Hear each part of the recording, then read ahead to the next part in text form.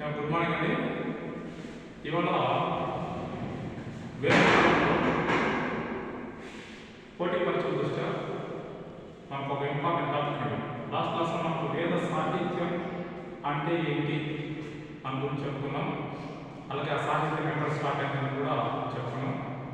ఇప్పుడు దాని కంటిన్యూషన్లో వేదాలు ఎన్ని ఒకసారి చూద్దామండి. వేదాలు ఎన్ని? సో ఇవి 4 వేదాలు అండి. ఏమేమి? నెంబర్ 1 ఋగ్వేదం, నెంబర్ 2 యజుర్వేదం, నెంబర్ 3 సామవేదం, నెంబర్ 4 అధర్వవేదం.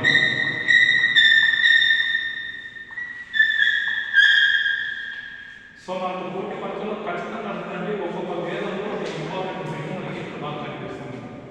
మన పోటీ పరీక్షలు చూస్తా ఒక్కొక్క వేదంలో ఒక ఇంపార్టెంట్ విషయం మనకు కనిపిస్తుంది. మనం బాగా చూడాలి. ఇప్పుడు ఒకసారి ఈ వేదం ఈ ఆర్డర్లో మనం పెట్టాడు యాస్పిరెంట్స్ ఒకసారి చూడండి. సో అరేంజ్ ఆర్డర్స్ ఈ వేదాస్ అని పెట్టేస్తారు, జంతువులు పెట్టేస్తారు. ఎక్కడ సామవేదం అధర్వవేదం పెట్టేసి వారసత్వం అండి అంటే మనకి దీన్ని చూపిస్తూ ఉంటారు. లేదా కొన్ని సందర్భంలో దీంట్లో ప్రారంభంలో మొదటి తేదీ చివరి తేదీ అని కూడా అనుకుంటారు. ఒక్కొక్కరికి ఒక ప్రత్యేకత ఉంది. సో ఇందులో మనం ఒకసారి చూద్దామండి. ఇదేంటంటే ఋగ్వేదం, దీని యొక్క ప్రధాన ఉద్దేశం ఏంటి? దీని యొక్క ప్రధాన వేదాలు అంటే ఋగ్వేదం లేదా తొలి వేదం. తొలి వేదం ఋగ్వేదం. సో దీని పీరియడ్ ఎంత ఉంటుందంటే 1500 BC to 1000 BC. ఇది ఎవరు చెప్పారంటే మార్క్స్ ముల్లర్ అని వ్యక్తి చెప్పాడండి. మార్క్స్ ముల్లర్ మార్క్స్ ముల్లర్ అనే వ్యక్తి చెప్పాడండి ఋగ్వేద కాలాన్ని 1500 BC. ఒకసారి ఈ ఇయర్ కూడా ఇస్తారండి. మనం గుర్తుపెట్టుకోవాలి, బీసీ బాగా గుర్తుపెట్టుకోవాలి. 1500 పెట్టి లేదా 1700 పెట్టి అక్కడ పోటీ పరీక్షలు వేసుకుంటారు, వచ్చేది చాలా సార్. మరి ఋగ్వేదాన్ని ఇంగ్లీష్లో సంబంధించిన వ్యక్తి కూడా ఎవరంటే మార్క్స్ ముల్లర్. ఈయన ఇంగ్లీష్ భాషలో దీన్ని ట్రాన్స్లేషన్ చేశారండి ఋగ్వేదం మార్క్స్ ముల్లర్. అలాగే ప్రపంచంలో అత్యంత ప్రాచీనమైన గ్రంథం. సో వెరీ ఇంపార్టెంట్ పోటీ పరీక్షల్లో ప్రపంచంలో అత్యంత ప్రాచీనమైన గ్రంథం ఏంటంటే ఋగ్వేదం. ఫస్ట్ టైం దీంట్లో మొత్తం శ్లోకాల సంఖ్య ఏమైందంటే 1028. చాలా సార్లు మొత్తం శ్లోకాల సంఖ్య ఏమైందంటే 1028. ఈ ఋగ్వేదంలో బాగా పాపులర్ అయిన శ్లోకం ఏంటంటే ఓం అన్న శ్లోకం. ఋగ్వేదం బాగా పాపులర్ అయిన శ్లోకం ఓం అనే శ్లోకం. సో దీన్ని ఎక్కువసార్లు పఠించాలి అంటే ఉచ్చరించాలి. అలాగే ఒకే ఒకసారి ఉచ్చరించిన పదం ఏంటంటే శూద్రుడు.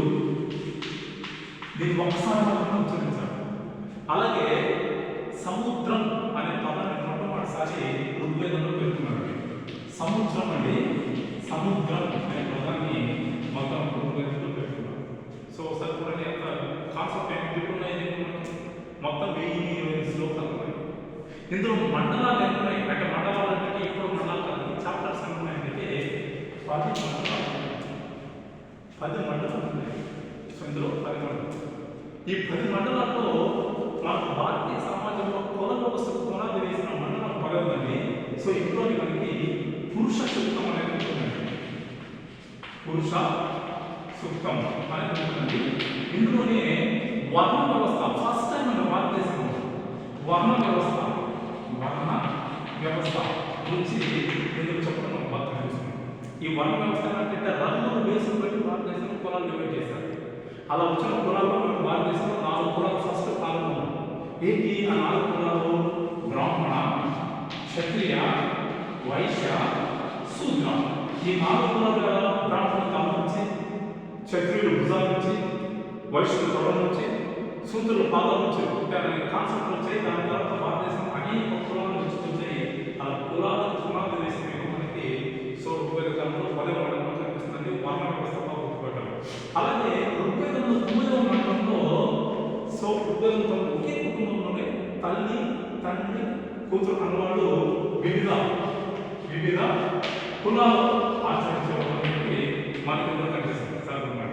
వివిధ కులాలు మనకి కూడా కనిపిస్తుంది అన్నమాట. ఏంటి తల్లి తండ్రి అమ్మ ముగ్గురు వివిధ కులాలు ఆచరించే వాళ్ళని చెప్పి ఇందులో మనకి కనిపిస్తుంది అనమాట. సో ఇదే అలాగే సో ఈ కాలంలో ప్రసిద్ధి చెందిన దేవత సావిత్రి. ఈ కాలంలో ప్రసిద్ధి చెందిన దేవత సావిత్రి మూడవ మండలంలో గుర్తించారు సావిత్రి. సో స్త్రీ దేవత మూడవ మండలం. అలాగే ఈ కాలంలో ప్రస్తుతం వచ్చిన పురుష దేవత అంటే అగ్ని. సో అగ్ని మూడవ మండలంలో గుర్తించారు. దీన్ని కూడా మూడవ మండలం దేవతలకి మనుషులకి మధ్యవర్తాన్ని నిర్వహించినటువంటి మిడిల్ పర్సన్.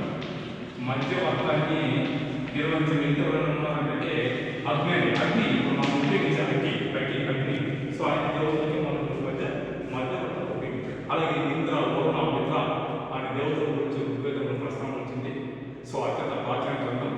ఈ గ్రంథం ఋగ్వేదాన్ని మనకి సంస్కృతం నుంచి ఇంగ్లీష్లోకి మార్క్స్ మూలాన్ని తీసేస్తాడు.